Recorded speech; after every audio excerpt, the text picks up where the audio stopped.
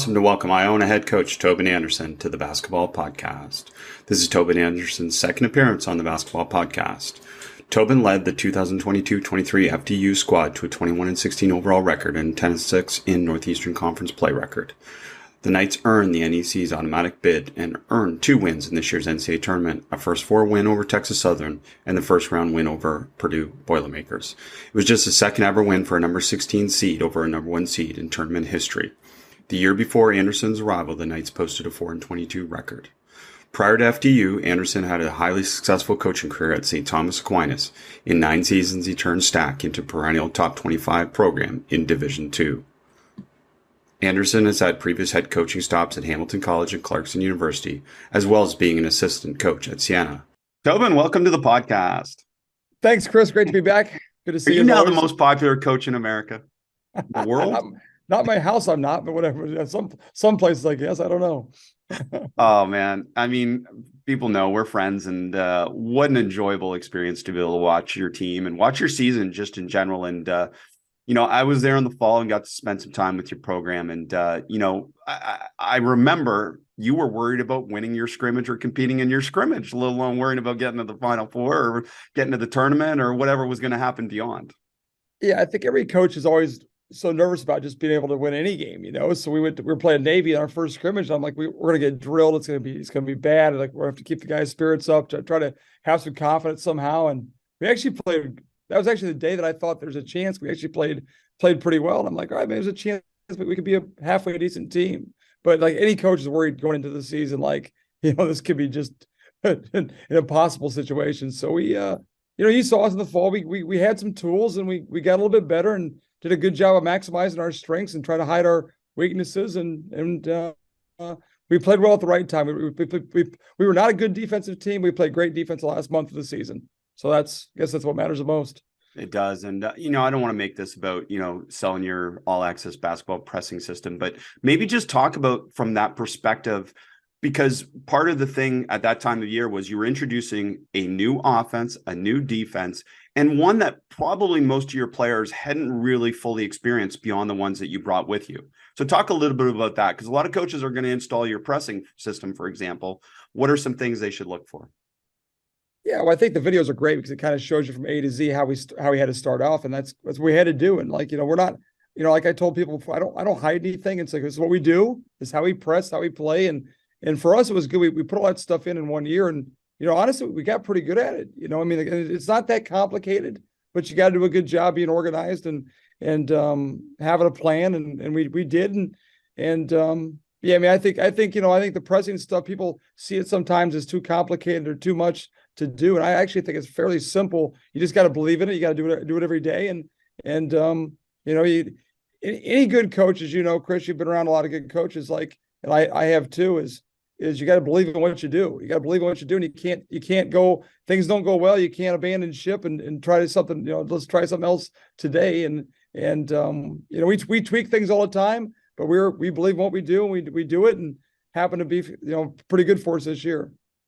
Well, you mentioned to me that, what coaches, inevitably a coach that has success gets a lot of coaches reaching out to them about different things that they saw watching their team. And you mentioned the motion offense. That was something that coaches were really intrigued in, which again is not an easy thing to teach to a new group of players. Yeah, and I got a lot of stuff from you too, Chris. When you're out there, we talked through a lot of different ideas and different terminology and things like that. And so I think people see us play like the offense almost better than the defense, because it's true 5-man motion. It's true 5 out.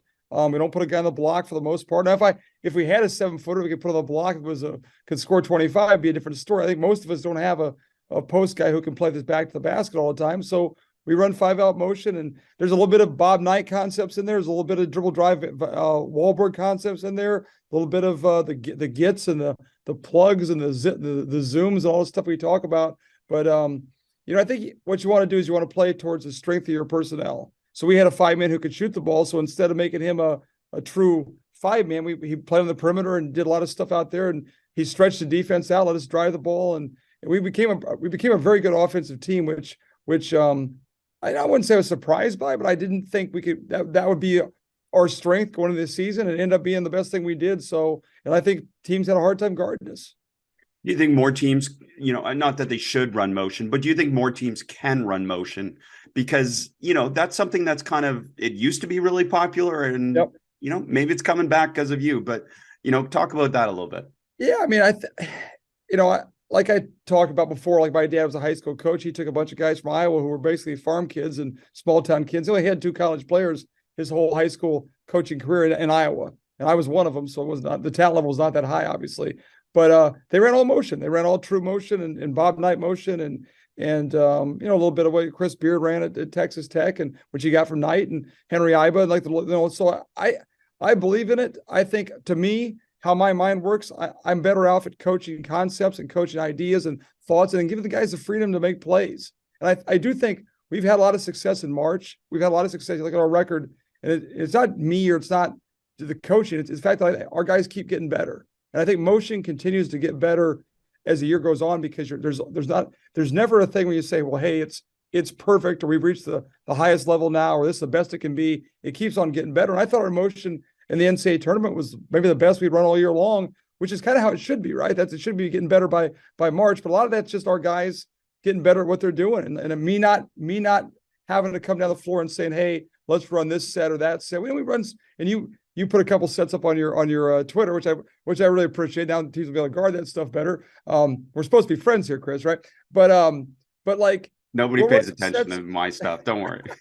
we run some sets or some starters to get us into the motion, but at the end of the day, it's mostly just guys making plays, making reads, and playing together and playing off each other. And I like coaching it. I like our guys playing it. And I think the guys do get better.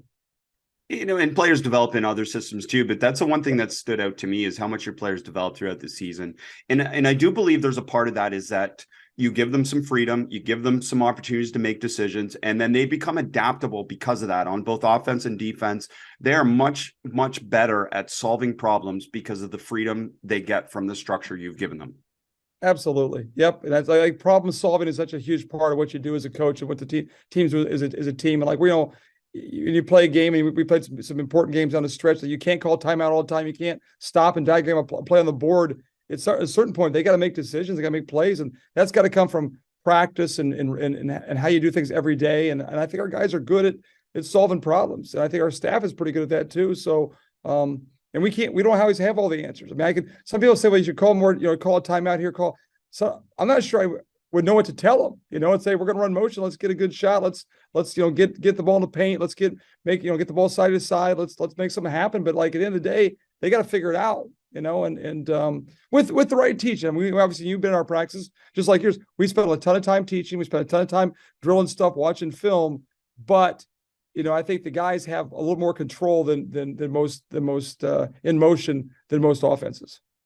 Right. It's often misunderstood that there's no structure. I mean, there's an initial structure, and there's some initial emphasis on different concepts. And then gradually throughout time, it becomes more free, doesn't it? Yes, absolutely. The better they get at it, the more freedom they have, and then there's still times, and you'll see into the Purdue game, we ran some sets or some ball screen stuff to get to a certain matchup or to a certain action that we knew was going to work for us. So there's nights your motion looks bad. And it's not, then you got to tweak it, run a few more sets or a few more things to get into it. But I think for us and how we do things, and like you said, we had 1 year, we had 10 months to put our press in, put our motion in.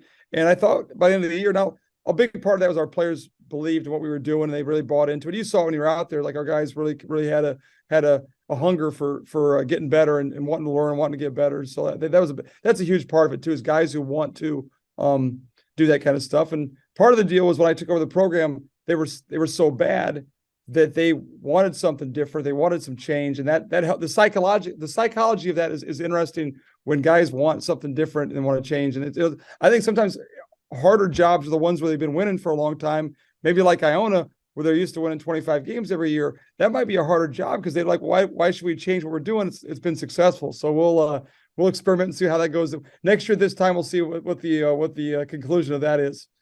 Well, I mean, you're following someone who obviously you've learned a lot from, and who, you've adapted some of your concepts from as well. So I'm not sure how much of pressing did Iona do over the last few years, but, are your players more familiar with pressing than they would normally be? Yeah, and actually Coach Patino pressed more the last couple of years than he has in the past. Like he started doing more pressing, not as much trapping, but more like just the initial pressure, the initial on the ball stuff, and they made the game 94 feet, and they had a lot of talent, so they were able to kind of to make the game faster. But yeah, I mean a lot of the stuff we do is from him. So I think a lot of the terminology and things like that will probably be very similar to what they're used to. But we'll be a little bit different, obviously. But it's at the end of the day, like, I mean, how many teams really press? How many teams that really actually? I mean, we press the most of any team in the country. It was 42% of the time. Everybody else is like, the next closest is like 30, and then there's like 5 more teams. The rest of them are all playing kind of the same. So I think that helped us too. And we'll probably talk about this more as it goes on. But like in the tournament, we're different. We're not your typical game prep. And when is the last time Purdue was pressed for 40 minutes? And probably not the whole year long. When was the last time Texas Southern was pressed the whole game? So I think that gave teams problems because of how he played. Well, it speaks to your adaptability too. You mentioned that 42% in terms of pressing. I mean, you pressed more in Division II than you did in Division I, but you adapted, right? And that's part of great coaching, is always being adaptable. The second thing I just want to add is I never thought I would say in a sentence that you were the perfect hire to follow Rick Pitino. But look at us now. Look at you now. Incredible. Just brilliant stuff. Let's go through that week a little bit. Okay, March 4th, if I have my dates right. March 4th, you're going to the tournament. Yep. And then not till March 12th do you know who you're playing. What are you doing in that time? Yeah, so obviously it helps to know you're going early on. Like we knew at the time we're going to be a 16 seed. Like we're not, we're realistic about the situation. So our net and our computer rankings, all kind of, we're just happy, you're happy to get in, first of all. So, you're 16, so you're playing the play-in game. So there's probably like 4 or 5 teams that you could play. There was a couple other teams that were going to, but also we had to wait out the tournaments as well. So so we started kind of like breaking teams up. We could play Texas Southern, we could play Howard, there's like 4 or 5 teams we thought were on our radar. So we just kind of started like, hey, let's take a look at these teams, see what you think, just some ideas. Because the hard part is you still have to practice, so we're still doing our stuff, but you kind of want to get that ready. Is the hardest part, isn't it? To keep their kind of focus and energy and all through that practice. Yeah, that's a hard part of the year. It's hard for coaches too, because it's like, we would go do our stuff for an hour or so, but it's like, well, who are you playing next, or how are they going to play? What's the emphasis going to be? So we went through the whole week and kind of had an idea we might play this team. And we started guessing a little bit too, and then you're starting to look at we knew it'd be a 16 seed. Well, who will be the 1 seeds, right? So you got you got Purdue, you got Alabama, you have Houston and Kansas. So you're kind of like looking ahead at those teams, like who we match up well against, who would be a problem for us. So you're enjoying the fact of going to the tournament. It's exciting, all this stuff going on, but also you'd like to go out there and I thought that the playing game for us was good because you want to win a game. Like you want to get at least one win in the NCAA tournament is an awesome thing. The 1-16 game is a hard game to win. So like the 16 playing games, there's more of a reasonable chance you can win that game. So we were kind of excited about playing that, hoping we could get a chance to at least get one win and get a national TV exposure, that kind of stuff. Fascinating. And, you win the Texas Southern game, and not to jump over that, obviously great win for the program, regardless of what happened next. But going into Purdue, let's talk about that a little bit. You're playing obviously incredible team, so well coached, so much respect for Matt Painter. Obviously, all of us do. Top 10 in the country in offensive efficiency.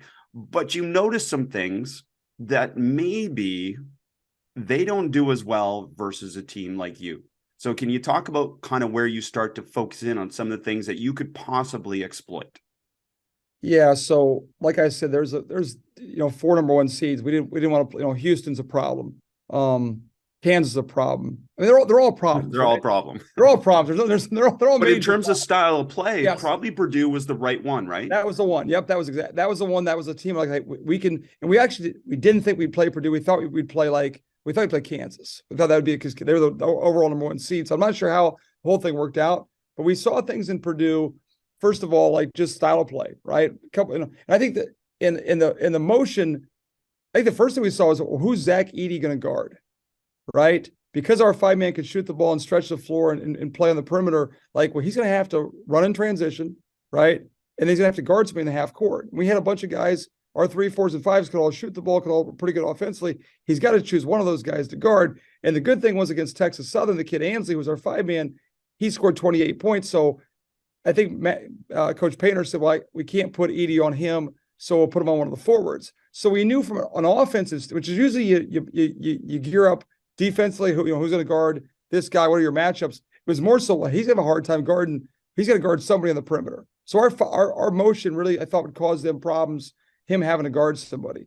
And then obviously the press, the fact that they had 2 freshman guards that are going to be really good players, that are very good players, that are, top 100 recruits, the whole thing. But we had 2 fifth-year seniors and they hadn't been pressed all year long. And a couple of times when they had been pressed, they looked a little bit shaky. So we didn't have to change what we did, but it was kind of like, hey, fellas, I don't think, this team will react well to us pressing them. I don't think they'll have an easy time guarding us. So we can probably, cause them problems in those 2. Right now, obviously, we had a major problem having to guard him in the half court and having to cause him problems. But we were lucky. We had played against a couple good post guys during the year. And that's what happens when you play so many games. There's always a guy you can compare it to. And I think me and you had talked, Chris, during the year, we double the post from the top. We doubled on the first dribble. We doubled from the base. We were trying everything to get ready for the best guy in the conference. That preparation for him, the conference games helped us against Purdue because, this is kind of similar to guarding the kid from St. Francis of PA, who's a post guy, obviously better, higher level. But our guys kind of knew going into it, all right, this will be helpful as far as our game prep goes for him, and things kind of fell into place from that standpoint. But I thought the matchup. And I always think that, I think when I go to games, how do we match up against, style wise? I think that's a big thing. How, has this team been pressed? There's some teams that are, that are really good against the pressure. Has this team had to play fast and made decisions? Because a lot of teams, when they break our press, they'll attack and go 3-on-2, 2-on-1, or throw it ahead for a 3. Those teams are a little more scary than the teams that'll kind of break the press, slow it down, set it back up, because you can kind of be more aggressive against them because they're not trying to exploit the mismatch, the 3-on-2s, the 2-on-1s. And I think Purdue is more like that. Purdue is a little more afraid to really go and play. They knew they could beat us in the half court, 5-on-5. They were a little bit more scared, I think, or more, not scared is not the right word, but a little more tentative to say, hey, let's make this into a fast-paced game where we're shooting quick threes. All of a sudden, Zach's not catching the ball, touching the ball, and now they're playing into our style. So it actually helped us, them being less aggressive, because we could be more aggressive. If that makes sense to you. It makes great sense. And 2 things stand out from Purdue. One is they run arguably the best sets of any team in the history of college basketball. I mean, I can't tell you how many coaches love their plays and run their sets, but that doesn't always help you, as you said, flow from chaos into structure. That's really hard to do. And then you mentioned, obviously, the young guards as well. But the other thing is, we would kind of think of them as being a great 3-point shooting team. But really, you counted on them not making threes. And, and that was part of your swarming defense around the rim, is you weren't afraid to send multiple guys to try and take away Zach's easy scores. And you knew what you were giving up potentially. And that worked out, didn't it? Yeah. I mean, you're looking at their players and you're like, well, this guy's a top 100 player. This guy's Mr. Basketball. This guy's, whatever. So, I mean, you got to hope they have a tough night. You got to hope that things don't, they miss a couple shots early and lose a little bit of confidence, because those guys are really good players. And so we came out and said, you have to give up something somewhere, right? So let's make them take tough threes, not open threes. So we're kind of helping, we're showing, we're stunting, we're trying to pretend that we always tell the guys, it's like we're not there. Make them think we're there, but we're not there. We're really helping the paint. We're closing out with high hands, we're faking hard, we're stunting hard and making them uncomfortable. But they were, and once they missed a couple early threes, I think our guys got confidence that, okay, now we can be even more aggressive in the paint, helping out, being more active around Edie than they were. So I think the psychological part there was good. And then our guys, a lot of that stuff, we give our players a little bit of, we did, some games you go into and you say, well, let's double the post every time, right? Or let's stay at home, or we call it yo-yo, let's dig in the post guy and stay back on the guards. We didn't tell them. We kind of told them, the press, be different, make every possession different. So sometimes you watch the tape, we did double, sometimes we tripled, sometimes we stayed home, made him make shots, sometimes we dug out the dribble. We were just kind of enough unpredictable. They made it hard for him to kind of feel like, because if a post guy if they get used to the double teams, they can be very effective. Here it comes. Here's the next pass. Here's the one more pass. Now all of a sudden you're in trouble. He never felt comfortable in knowing where it was coming from. And that part was our players being unpredictable and being like, kind of like making reads. That's kind of how we play. Like they kind of like just made their own decisions on when to go, when not to go. And as the game started to go on, I was watching it. I'm like, man, we are really like, we're doing some good stuff out there. And I wasn't all quarterback, but we're really like, we're active. We're helping the right times. There's never an easy, we fronted. I don't think teams front as much as the post. The more three quarters and more, like we're just like, we're going to make them lob, make them throw the ball to the top. I would think not many teams fronted him all year. So, yeah. and we did it. And I think it was kind of different for them. And then we always had a guy on the backside. Always. If he wasn't helping, he was like looking like he was going to help, And like part of that was just our guys being five guys locked in defensively. And part of that mentality is that team would be unique, Purdue, but a lot of teams don't want to look twice to the post. Yep. So if they look once and they see there's already this swarm around the post, they're not looking again. And the other thing that it goes into this psychology, and I'm curious from your perspective, is I think Edie's usage rate was 5th in the country. Yep. So all of a sudden, Purdue doesn't get to play through the guy that they used all year. Now other guys are in situations where they've got to use it. Their usage rate is higher than normal. Yep. And that's a psychology, isn't it? Absolutely. And like you can tell, like, and I'm a guard who was always hesitant to throw the ball in the post myself. Like if you don't feel like it's an easy pass in, you start getting nervous. Like, well, if I can't make this pass and it gets thrown away, now coach saw me about that. Like guys are not great post passers or post feeders. I think guards in general are not great guys feed the post. So you can tell a little bit tentative. And like you said, if they couldn't throw him the ball, now what do you do next? Right? What's the next thing? And they try to go high low a little bit on us. And then we were pretty good against the high low. And he still scored 21 points, but it was like nothing was easy. And everything. And like I think also part of the pressure, we turned them over, I think 16 times, which was great. We also made them run their offense one step higher. Like you watch that on the tape, one step off the 3-point line, just a little bit higher. They weren't comfortable making those passes. They weren't comfortable making their handoff stuff. And also by the time they broke our press, if we didn't turn them over, they're down to like they're down to 18, 17 seconds. So they run great sets, awesome stuff. But if all you have to guard is one action, that's not as hard as guarding 2 or 3 actions. And they never really got into their second and third action. And you said that they didn't get, they had like one chance to throw the ball to Zach. If it wasn't there, they didn't look back in there again. It was kind of like, oh, now we got to fire up a 3. So I think the pressure overall, if we didn't turn them over, still caused them to play different than they were used to. I love it. And the brilliance of your press, and I'll say brilliance, is the adaptability. It's not one thing all the time. And that carried over, didn't it, into the half court. And that's the brilliant thing about your pressing system is if you teach it in the full court, you can really replicate a lot of the concepts in the half court. So true. And that's like, I mean, you say brilliant. I'm like, well, it's all been stolen along the way. So it's like, I'm not sure. I don't know who the put it together. Yeah. But like, yeah, I mean, I just think when you press that way, then there's definitely carryover. There's carryover to rotations, or carryover to 5 guys being engaged off the ball to really watch what's going on. We made some mistakes too, but like we could fix the old fix it idea. Like, hey, we screwed something up, or let's fix it in real time. Like we helped too much here. Okay, now we got somebody else got to peel back and switch on this guy, or run a guy off the line, or things like that. We were just able to be like adaptable is a great word, because I think our how we play is fairly adaptable to any situation. And listen, we played some zone, I've played my whole career of college coaching.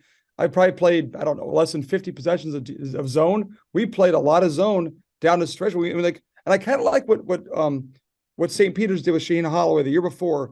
They would get a lead and they go zone. And we did the same thing like our last probably 8 or 9 games. We get a lead and go zone. All of a sudden you're going zone. Now it takes more time. They're still not comfortable. Then you go back to man. We just kind of kept them on their heels, and I like that idea. So, and I like that's me being adaptable too. I mean, my staff was like, we got to play more zone. I'm like, no, we can't play zone. I don't like zone. As the year went on, we started playing more and more zone, and it helped us win some big games. That's awesome. Isn't coaching fun? And the one thing I got to say, I mean, we'll jump back to the Purdue game in a second, but what I appreciate and what I hope assistants or Division II, Division III coaches, like when you get your Division I job, it doesn't have to change who you are as a person. And that's what I really admire about the way you approach this whole process, is that every interview I heard of yours, it's like, okay, that's Tobin being Tobin. That's authentic. Like, you didn't go into this like CEO type of approach. It's like, I'm a basketball coach. I love coaching. I love basketball. And here I am. It was beautiful.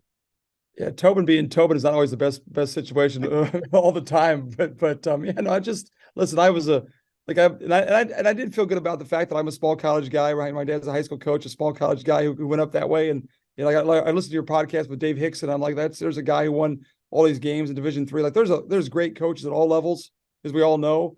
And like, I'm not sure a guy who got the same opportunity I got would have done as good a job, But I had the chance. I think part of it is like when you're coaching those small colleges, you learn, you get better at what you do. You have to find out. You don't always have a chance to pick your own recruits, or the personnel is different. Like, how do you win when you don't have the best guys? How do you win when you don't have the best gym, the best facilities? Like all those kind of things. This is the first year I've had assistant coaches who all they did was basketball. Division II, Division III, one guy's coaching tennis, one guy's coaching esports, one guy's in charge of facilities. This is the first year we had coaches, and I've always had great assistant coaches, but all they did was basketball. So we were able to do more, but more intense, like, more time with the players, more time together, more time as a staff.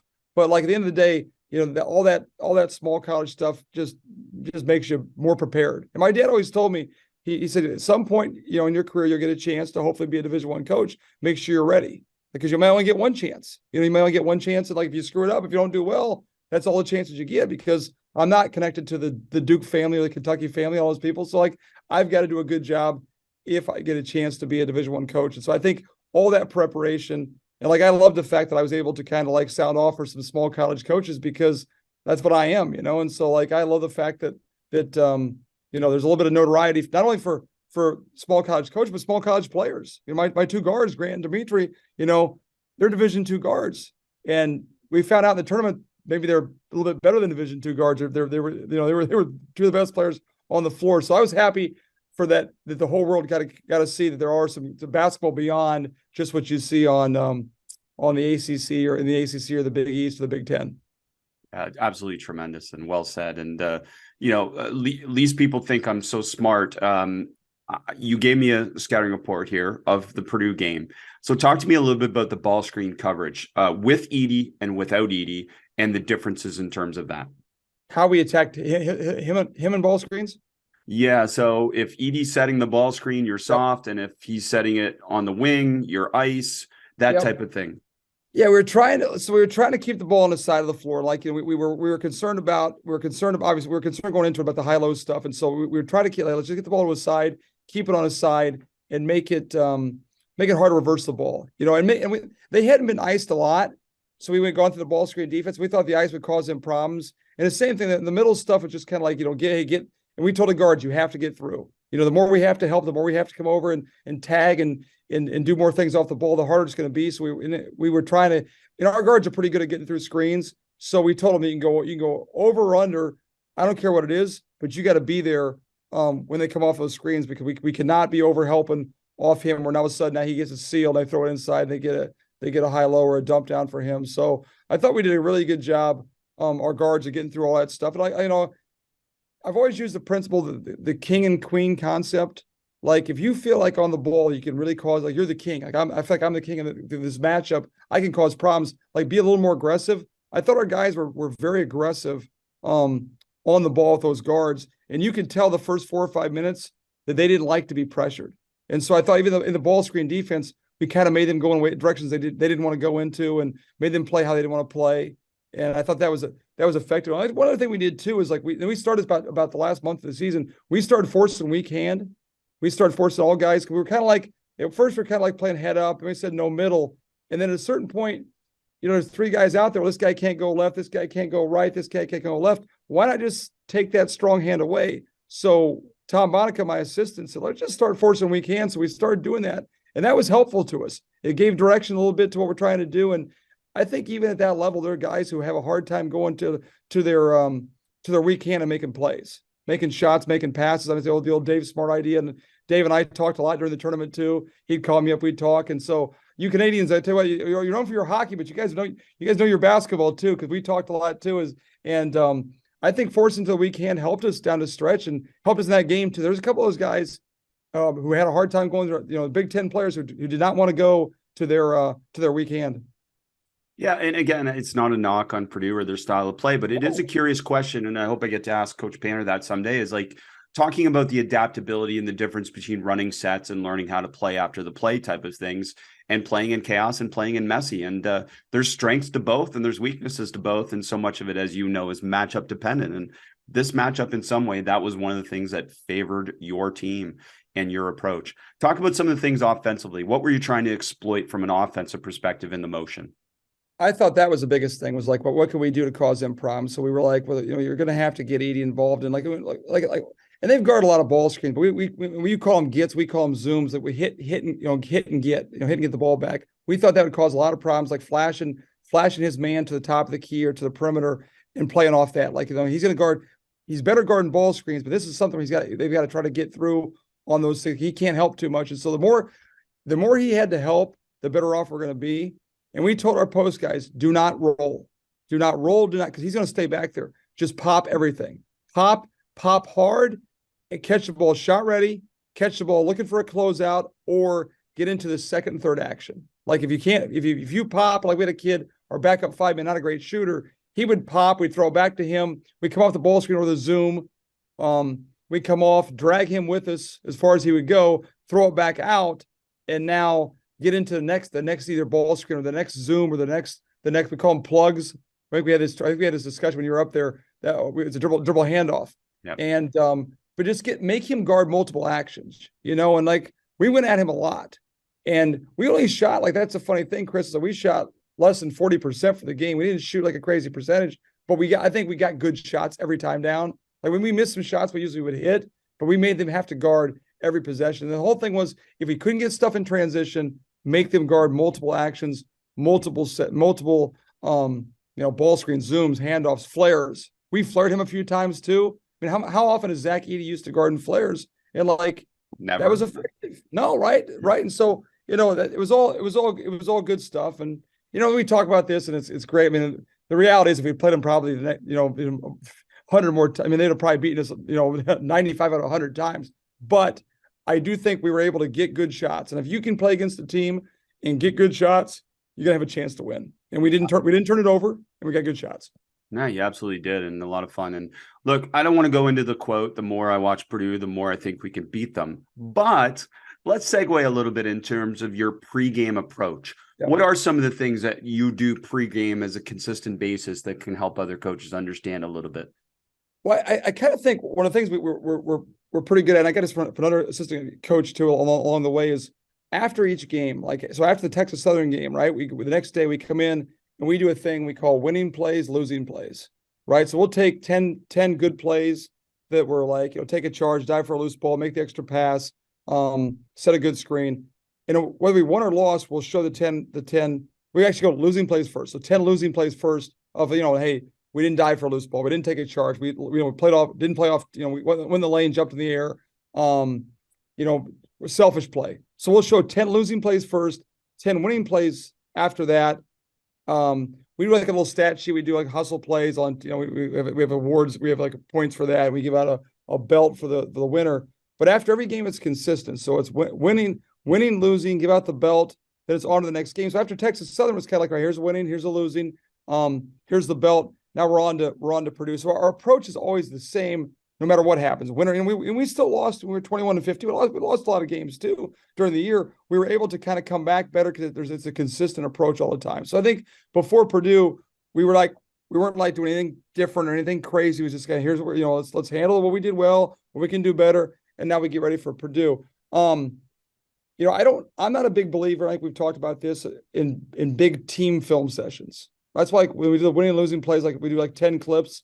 Like I don't want to do a big half an hour of team film. But we do a lot of individual film. So before Purdue, Tom Bonica, my assistant who does a lot of the post guy stuff, he brings the post guys in and talked about, here's how we're going to guard the post. Here's how we're gonna front. We're gonna get you ball pressure, gonna get you weak side help, but you got to do a great job with your feet. You got to be in position early on. You got to work early. Don't foul. We did doing great. But so he spent a lot of time with those guys on a one-on-one or one-on-two or one-on-three basis with just the post guys. Then we have the guards. Cam Morrell takes our guards. He's talking to the guards about, hey, here's some things we got to do with our press, with our motion, things like that. So we do a lot more of the individual film stuff. And then before Purdue, I remember sitting, we had this, it's funny, you go from, you play the first four, you got a decent hotel room. All of a sudden you win one NCAA, then you're in a little bit better hotel. The food gets a little bit better. Hotels get a little bit better. They treat you a little bit nicer, right? It's been this big ballroom, and like, I'm looking on, Tom's got 2 post guys here. Cam's got 2 guards. Jack Castleberry's got a couple guys over there doing a bunch of like breakdown film stuff with the guys individually. But we didn't change a whole lot of our preparation. We do our shoot arounds are short. We went in, even the day of the Purdue game, you only get like 20 minutes of that game. So a lot of teams would go, hey, let's go 20, and then we'll go to another gym someplace else. We didn't do that. We came in quick, 20 minutes hard, got the juices flowing a little bit, very upbeat. And that was it. Like, then we came back to the hotel, get them off their feet, and we go to the game. We actually do a little thing before the game. We do guards and post guys doing some stuff, just like just some focused things on certain actions. But we didn't go crazy on that. But like, our guys were locked in at that point too. And I think it's just, you build habits, right? The habits should come from the season. I think that's what's good about winning, losing plays and about our consistencies. We don't change game to game. So when you get to the tournament, there's nothing new. There's nothing crazy. But there are a lot more attention, especially after we beat Purdue. I mean, the next day there's cameras all over the place, and there's lots of attention to what's going on. We had to kind of handle that for the next 40. And I thought we played well against Florida Atlantic too. I thought we played against, and Dusty does a great job, great coach. And we played well in that game too. So I thought the approach the whole way was kind of consistent with how we handled the whole season. Yeah, that's a great lesson. And then, who was the most surprising text you got or reach out you got from someone that maybe you never would have expected would reach out to you? Well, a couple of guys were great. Like, so Bill Belichick, is a fellow Wesleyan grad. He sent me a text. I was in my hotel room watching the highlights. The funny thing about being in the tournament when you're playing is like, you don't watch the rest of the tournament, which I hate because I love watching the game. So I'm like, I didn't watch one game till we got eliminated for the most part. So I'm the games are on, but I'm on my phone. I'm watching tape on Florida Atlantic or whatever. And I got a text from BB class of 75. I'm like, oh, that's Belichick, right? So Belichick texted me, and he was great. He kept texting me for the next week or so, and just he loved how he played. I'm actually gonna go watch some practices up there. He was great. Frank Caliendo was awesome. The guy does all imitations. Your imitation yet? He wants to do a fast talking college basketball coach. That's why I might be next, but he was great too. So those guys were awesome. Steph Curry texted our players, which was awesome. So part of the Under Armour thing, but there was a lot of people reaching. Cool. I mean, the best part to me was honestly all the fellow like you said, the Division III, Division II coaches who you're kind of carrying the torch a little bit for those guys. And I was happy to hear from all those guys a lot of those guys used to kick my butt too back in the day. So they're being they're like, well, heck, you can beat Purdue, but you can't beat Skidmore. It's like everyone's talking trash to me. But no, it was all good. You loved it, I know. Talk to me about what a player's first mentality means to you. Yeah, I mean, we've been recruiting the last 6 weeks here at Iona. So it's we've been trying to get our philosophy across to the guys. But players first to me is if a kid walks into the office and wants to talk, wants to shoot, wants to have a conversation, we drop film, we drop scout report, we drop recruiting. The player has to come first. The player comes first. He wants to, anything goes he wants or he needs on the floor, off the floor, that player has to come first. The good thing about coaching basketball, as opposed to Belichick coaching football, is he's got 75 guys or 9. We got 13 guys, maybe a couple. Let's say a team of 15 guys. There's enough manpower to help with 15. Now it's a lot. It's still, each guy needs attention, right? But you can still do it. You got to find time to make sure those guys. But I see a lot of programs where it's the guys, assistant coach watching film, and guy walks in, you're not really paying attention, you're on the phone. We want to make sure the players know they come first all the time. It'll be great for us going into Iona because we're basically we're building a brand new team. This summer, all the team dinners, coming to my house, being around all the time. That part's going to be huge for us as we build a team for next winter, because that's the part that's going to be that foundation of personal relationships and them feeling comfortable. And I think at FDU we did a great job of letting those guys know, hey, we care. The old saying, they don't care how much you know till they know how much you care. think that's so true. Like we know we do, and we try to make sure they understand that the players always come first. Great lesson for parents too. I mean, yes.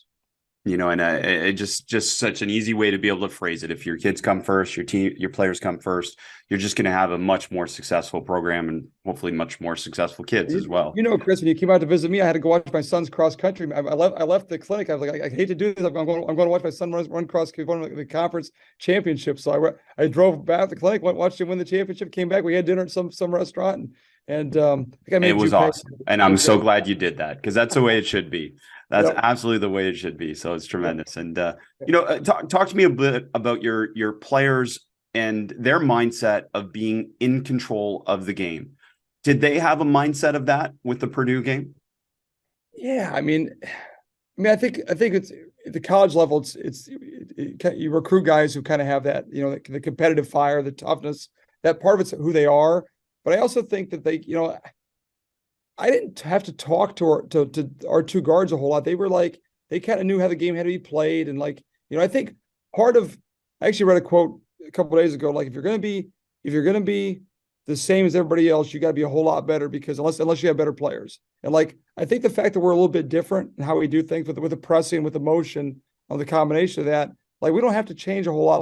Make them play how we want to play, make them play our style, our tempo. So the guys kind of know that they're in charge of the game, and the key is to get the game going in your direction, and then we lost a lot of games too. There's a lot of games we didn't get the game going in our direction, but a lot of games we did. And you can tell pretty early in a game who set the tone. I think a guy called me the day of the Purdue game and said you'll know right away whether, it's their game or your game. And I thought the one thing about the start of that game was we kind of controlled how the game was played from the get-go. And I think Florida Atlantic was harder because they play more like we do. They're not afraid to play.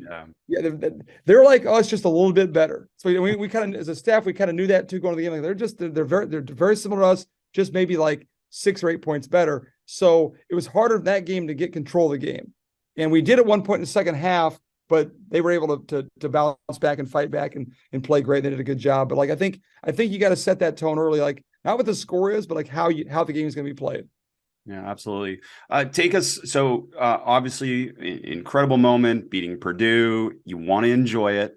So talk to us about enjoying it, and then the process of moving on and getting ready for Florida Atlantic. Well, it was funny because I was able to watch the game in person, which usually in Division I, you can't. Now, I'm a Division III, Division II guy. I love live scouting. I love to go watch a game, and I get more out of scouting by seeing a team in person, how big they are, how quick they are, how fast they are. That's how my dad was a high school coach. My dad would go scout if we weren't playing a game, he'd scout the game someplace else. So to be able to watch Memphis play Florida in person was awesome, because I could kind of see, and I'm obviously it was funny because we went from being a team that was a 16 seed to we shouldn't be there, we're not that good. And then you're like, well, man, we can, and I'll just say this. I thought we could beat Memphis. I'm when Memphis got two guys that are, they got big guys, athletic guys, but they were still good. They probably would have still beat us. But I wouldn't mind playing Memphis. I was a little more worried about Florida Atlantic, because I could just tell they were a little more together, a little tougher, that kind of thing. Both very good teams, right? So that for us to watch that game in person was great for the coaching staff. Our players went back to the hotel. We got them out of there, whatever it was. And what we try to do is we try to have a scouting report on both, a sketch of a scouting report on both teams done before our game. Not the whole thing, so we text them, hey, here's a little bit on each team. We send it to them, as the game's being played, so they kind of have a feel for both. But then some guys read the whole thing, some guys don't read any of it, but that's fine, And then we met the next morning, and we were up watching film pretty late. The whole staff was. We were up late that night after, up in the morning watching film. And at that point, when there's a 48-hour turnaround or a one-day turnaround, you really can't do a whole lot of change or do something. We're just gonna have to do what you do, right? Do what you do. Prepare how you prepare. But it was more all right, and we actually thought against Florida Atlantic, our press would not cause them problems. So we're hey, let's just kind of see what happens here. We didn't tell the guys this, but let's just say, let's press them hard, but be ready to have to dial it back a notch, not trap as much, do more stuff around half court, things like that. But actually the press caused them problems. And so we were kind of surprised as a staff. We turned them over a few times and got them going. a little bit faster than they wanted to play. So that was a good thing. But no, I don't think you can do a whole lot differently in 48 hours, which is kind of in a way is kind of good because other teams can't do a whole lot for you either in 48 hours. So it goes both ways there, you know. And so when you're a little bit different, it favors a team who's a little bit more outside the box, right? It was a lot of fun to watch that game, and I'll tell you, you had the Olivers all in knots both ways. Sure. We were so excited to watch a great game, and obviously support both coaches who are friends. You'll And laugh this though, because I know you and Dusty are good friends too. I listened to his basketball immersion podcast that morning. I got on the Stairmaster and I listened to his podcast. I mean, just to get his mindset or whatever. I listened to that morning before the game. That's awesome. That's a lot of fun. Yeah. And then obviously not much time, you get ready, you play the game, and then really a back and forth game, and could have gone any way, certainly down to the last 3 minutes, it could have gone any direction. And what were some of your thoughts in reflecting on kind of that end of game, and then what maybe you could have done differently? Because we're all great coaches in retrospect, obviously. We know that. So this isn't a criticism. It's more of a curiosity to say, okay, in retrospect, was there something you could have done? Yeah, we didn't play well the first half. And we told them that at halftime too. I said, well, fellas, we're not playing. We're playing a little bit in our motion, a little bit stationary, a little bit stagnant. We're kind of waiting for our guards to make plays. We didn't move as much. And we kind of got, it was interesting because, you beat Purdue, you're playing this game as a big game against a very good team. And we jumped them at halftime. We were pretty like, hey, listen, this is not how we play. It's not FDU basketball. We came out the first 5 minutes, second half, and played terrific. We played. I mean, we got the lead back in like 3 minutes. We're up by one. Boom, and we kept getting up by 4 or 5. We couldn't stretch it out. And to credit to them, like every time we made a shot to go up by 4 or 5, they came right back and answered and cut it back down to 2 or 3. So we couldn't get any separation. I thought I thought offensively we could have been a little bit better in being a little more patient. I thought we were a little bit quick on some stuff, quick on some not necessarily like quick on shots, but quick on drives. Like they were very good at guarding because they switch a lot of stuff. Very good at guarding the first action. We thought if we get them in the second and third action and move the ball a little bit more and get them moving a little bit more and making them make mistakes on their switches, we could have caused more problems. And there's some possessions that were great that game. We also wasted a few possessions that were not great possessions. I thought offensively could have done a better job. I thought we rebounded pretty well. Thought he played pretty well. That's a top 20 team. Like we're right there, nose to nose, and we had a couple. Could have won it. But this, things we could definitely, you learn from that. I mean, I think the press could have been a little more aggressive, maybe at times too. I was gonna say the press is a curiosity a little bit because under 2, under 3, like, is there a thought to not trap or to take away some of the aggression sometimes? Because again, the press was effective, but then there's times where it's like, okay, wait a minute, we don't really need to trap here. There was a couple times they hit threes at the end of the press. Yeah. That's why you are good at what you do, because you saw that too. Like, there were a couple times like if you could get in your players' head sometimes and say, hey, maybe this is a time we shouldn't trap. But that's exactly what I was thinking. But the problem is the game's not played that way, so it's kind of like you got to kind of let them make reads and there's a couple times we gave up probably some stuff we didn't want to give up. We probably shouldn't have trapped, but it's like. It's hard to go back and say, well, because we also got some stuff too. So, but there's a couple times, and that's why I think the threes at the end of the press almost cause you more trouble than the two's a 2, right?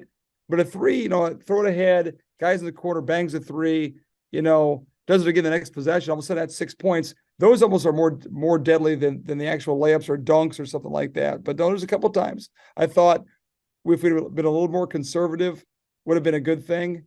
But but you can't at the same time because you could also have created a play, and it's such a fine line, isn't it? It's a very fine line, and like as a staff, we're always it's a debate all the time. Like, hey, crank it up, tone it back, whatever it is. We kind of like just leave them alone, let the players make decisions, and it's most of the time it's good enough. But there's some times you wish you could just be like, hey, let's and we have a call. 55 is our no trap thing. So a lot of times when you're playing in a gym with 500 people. You can go 55. They also couldn't hear me a lot of times either, so it made it a little harder to make calls from the bench. But no, it was and credit to Fort Atlantic. I think when you go against a team that presses like when we press, it's a teams that can know when to go and know when not. If you go all the time, that's probably not good. you don't go at all, that's not good. It's knowing when to go, when not to go. I thought Florida Atlantic did a great job of knowing when to go and attack, and then sometimes not go and set it back up too. And they did a good job of that. Yeah, decision making so important on both ends of the floor, and Yep. was definitely obvious. So, okay, so you lose that game. Take us through the next whatever amount of time. When does that on a job come up? When does that come as a possibility? Do you know in advance, or what are you comfortable to talk about? Because I don't want to make you uncomfortable here. No, it's all fine. It's all But good. I think people are curious about this process. Like, are you getting wooed? Yes. Yes. So we beat Purdue. You'll laugh at this, and I'll tell this story. I won't name the schools, but we beat Purdue, and I've been a guy who was trying to get a Division I job or hoping to get a Division I job my whole life, and everybody's like, I go back and be an assistant or go do this, whatever it was. And so I'm walking into the ballroom that morning for breakfast. My agent calls me up. It was a good guy, Evan Daniels, and he says, "Hey, the school just offered you a 5-year contract for whatever, boom, boom, boom." And like more money than twice the money I was making or 3 times the money I was making at FDU. And I never talked to them, didn't know anybody there, nothing at all. And I laughed. I said to him, "This is unbelievable. I couldn't get an interview for 9 years." I got to cut you off, man. Yep. It's just sucks. I'm sorry. That just sucks. Yeah, right. I mean, they're trying to win the press conference. Yep. Right. And it's like, come on. Yep. And that's the problem for most small college coaches or lower level coaches. They want to win the press conference rather than have someone that can actually just coach their ass off like you can. Absolutely. And like there's some search firms that are good too, but the same thing there. They don't want to hire, I don't think people want to dive into like who's a really good coach, who does a really good job and that kind of thing. So yeah, I felt the way you felt. I'm like, all of a sudden now I get an offer because they saw us on national TV beating Purdue, so I was like, whatever. So, and there's obviously he handled more than that, but there's like, a bunch of schools who are now we're calling, schools, one school. And let me clarify, it doesn't suck for you. It sucks for the way coaches are hired is what I'm saying. Absolutely. No, it's like, and I said this like after the Texas Southern game, I could, and I'm sure you could too. I could go find 10 coaches who I know would win and do a great job give me 5 minutes. Dave Smart. Right? How come nobody's hired Dave Smart? He wants to coach in the US. He wants to be an assistant somewhere, and nobody's hired him, and he should be a head coach somewhere. Dave Smart is an unbelievable coach. I mean, we played against his team up there. I mean, unbelievable coach, right? I mean, and there's many Dave Smarts like that. That's just one example. Like, if I was in the ACC, there's a job open, I'd hire Ben McCollum. Like, I mean, I've coached against Ben McCollum is the best coach I've coached against as far as like he's great. Like, I don't want to go to names and all that kind of stuff. There's just so many guys that are out there like that. So it's like I can have a search firm. Maybe we'll do that. The Chris Oliver, Tobin Anderson search firm. That'll be our next call in here in the next 5 years. I could find 10 coaches who would win. So yeah, the whole process is ridiculous. And so there's a bunch of schools calling him. And like I loved FDU. I was happy at FDU. I was doing well. But it's like once you get a taste of the tournament and winning and having success, it's kind of like you want to get back there. You want to be able to do that every year and do it on a consistent basis, and then advance for a chance to go to what Dusty did, give a chance to go to Sweet 16, Elite 8, Final Four. So Iona it made a lot of sense. They've always won here. I knew I interviewed for the job 3 or 4 years ago, and when Coach Patino got the job, so I knew the people here. I knew the president. We've been texting throughout the year about all this stuff. The team, what was going on. So I kind of knew. Even before the tournament, that job came open. I would have so he called me that. I got home.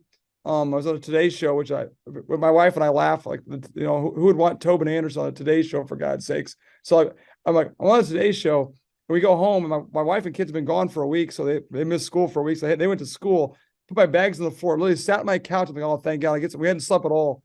And he texts me, he's like, hey, can we talk about the job, down a job? And I'm like, oh boy, here we go. So I mean, I had the job by noon. And I was right back to, call the staff, had to Zoom with the staff, call them up. Hey, this is happening. And we're right back to recruiting them. Tom Bonnicum, we gotten back on Monday morning.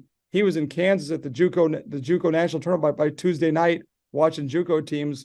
And we've had no rest at all, which is fine. I mean, it's all good, but it's like you're right back into the recruiting thing or whatever. So I really haven't had a chance to enjoy what we did. But at some point here in this recruiting season, we'll sit back. And I've not really watched the whole Purdue game yet. I've watched it like the last 5 minutes or 6 minutes, but I haven't watched the whole thing. So sometime I just want to sit down, have a few beers, and watch that game. That'd be great. Well, I think we're all ecstatic for you and happy for you, and happy for Iona and happy for FDU because it worked out there too nicely for them. And we talked about it briefly when I was there, and we talked about the challenges for both of us. And I want to dive into it a little bit because I think it's so important and you can add tremendous value for all of us. Is about this concept of health and well-being as a basketball coach, particularly around mental health. We talked about sleep. We talked about exercise. We talked about some of these things. So take us through some of the lessons you've learned in your coaching career about helping you with your mental fitness and mental well-being. Yeah, because it's a stressful life. I mean, it's a stress. People don't understand it's a stressful life no matter where you coach. No high school, like you want to win. Because we care so much, don't we? Yep. Yeah. Yep. And like, so people, the media will think, well, hey, you want to win because there's pressure, or because that's not the case at all. It's what you put on yourself, right? The pressure comes from how you want to, you care, you want to do well, you want your guys to do well. Like, I remember I heard Bob Hurley talk one time, like, you leave a game, you win, you play well, but you're worried about the 2 or 3 guys who didn't play well or had a bad attitude. So you worry more about the stuff. You never really can enjoy all the success because there's always something going on that you're worried about, right? So like for me, and I started this a long time ago, I work out every day. Like I work out in the mornings, I try to exercise every day, right? I read a ton. I read like, I'll read some basketball books, but I also read like just some books that are like, I mean, I love John Feinstein. I'll read a golf book or something like that. Like I think finding something to do, and just to get away from the whole thing, I'm very much involved in my kids' lives. Like I try to be the best father I could possibly be, which I know you are the same way too, Chris. Like people say, well, it's hard being a coach. You miss all your kids' stuff. I don't miss much. I missed a little more this spring because it's been so crazy, but I might have missed maybe 2 cross-country meets last year. And like, yeah, is that a sacrifice to leave the office? But like, you can leave the office. You can get out of here. You don't have to be here the whole time. I can make phone calls at the cross-country meet if I need to, but I want to be there for my kids, and I want to be there for my daughter and my wife. And like, we're going to Nashville this weekend for a weekend away. Like, I'm doing a clinic, but it's the rest of the time. I think you have to spend time doing that kind of stuff because you want to be sharp for your players and for your program when you're there. The old days of hey, the first guy in is the hardest worker, the last guy to leave is the hard. That's just not, and that's just not the way it is. So I'll still watch my tape. I'll still do all the stuff I'm supposed to do, but I find time, and like it's stressful. Like there's no doubt about it. Like you want to win, you want to be successful. There's a lot of stress involved. You got to find time for yourself and find time. And you've helped me with that too, Chris. You've been great about that. And like I watch all this stuff, you read on social media and stuff like that. And I find ways of trying to, they joked about fishing. Like I love going fishing. I'm going fishing June 12th for 5 days up in Canada, and like no cell phone service, no, I'm no recruiting, none of that. I'm just going to fish for 5 days. And like, that's the best. And that will make me a better coach because I'll come back, recharged, refreshed, ready to go. So I think that's a big part of your life and trying to stay sharp at all times, and have more fun. Like Chris, you got to enjoy it, right? Yeah. You got to enjoy what you're doing. Like if you're just, all you're doing is worried, about wins and losses, and it drive you crazy. So no. Well, absolutely. And it's a great message. And I got to say, I think one of the best conversations you had with your coaching staff when I was there observing was trying to figure out where to go post game, to have a drink or to have a meal. And I am absolutely serious, because if I think about some of my memories coaching with my staffs, those are some of the best moments. Oh, we can't go here because it's too busy. We should go here because it's less busy. We can be more of ourselves. Yep. That's so fun to think about those things, isn't it? Those are the best times, right? The best time after, and you got to enjoy the wins because the losses will drive you crazy. Like you got to don't not enjoy the wins. I've seen guys who just drive themselves miserable. Like you win a game, go have a beer, go to eat some wings. Like enjoy, bust these chops, like have a good time. Like that's part of why we do this whole thing. So, and I've gotten better about the players. The players need to enjoy themselves too. Like listen, it's not all basketball. Like they need to enjoy spending time and doing all the fun things they want to do and enjoying that. And that's part of why we do this whole thing. So no, but listen, some of that stuff I've had to learn the hard way too. But I've learned from the right people. Yeah, absolutely. And we talked. I mean, we know this isn't just about Tobin Anderson. It was about FDU and Tobin Anderson, your staff, your players, and now it's about Tobin Anderson, his staff, his players, and Iona. So talk to us about Iona. Why is this a special place for Tobin now?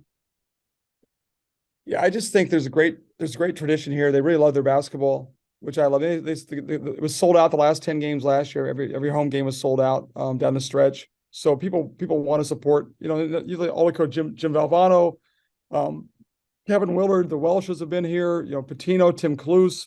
everybody's won. So, I mean, we better keep winning, but that's, the same thing. There's no pressure because it's like, we want to win anyway, but it's a place where like they're used to winning. They want to win. Their success can happen here. It's one of the better jobs in the conference, and one of the better jobs in the East Coast.